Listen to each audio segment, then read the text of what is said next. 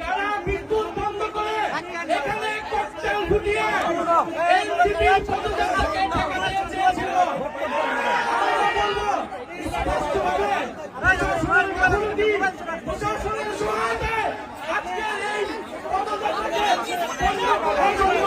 এখানে ককটেল বিস্ফোরণ করা হয়েছে। এই সরকারকে, এই স্বরাষ্ট্রমন্ত্রীকে হুঁশিয়ার বলতে চাই,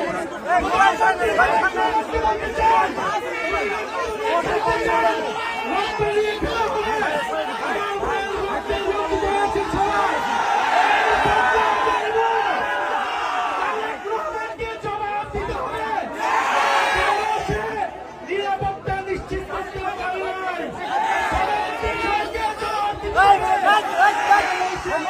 নাই, নিশ্চিত করতে পারে নাই। আপনারা ককটেল ফুটান, গুলি চালান, বোমাবাজি করুন, এনসিপির জুলাই পদযাত্রা চলমান থাকবে।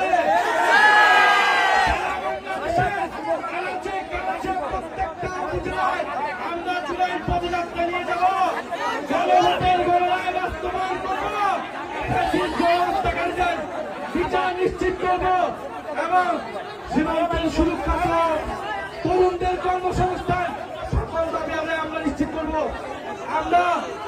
আমরা হুঁশিয়ারি দিতে চাই, এই সবার যারা দায়িত্বরত হয়েছে, পুলিশ প্রশাসন, ডিসি, কেন বিদ্যুৎ অফ হয়ে গেল, কিভাবে ককটেল বিস্ফোরণ হলো, এইখানকার যে এমপি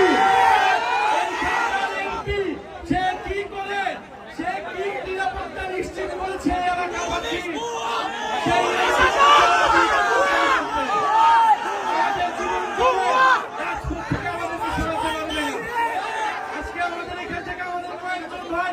গুরুতর আহত হয়েছে। আমরা এর বিচার চাই। যদি দ্রুত সময়ের মধ্যে বিচার নিশ্চিত না হয়, তাহলে এখানকার স্থানীয় প্রশাসন এবং এমপি তাকে জবাবদিহিতার আওতায় আমরা এনসিপির পদযাত্রা চলমান থাকবে। যত ভয়, ভীতি, বোমাবাজি, ককটেল সবকিছুকে উপেক্ষা করে আমাদের পদযাত্রা চলমান থাকবে এবং স্পষ্ট আজকের এই ককটেল বিস্ফোরণ, বোমা বিস্ফোরণ প্রশাসনের সহায়তায় হয়েছে।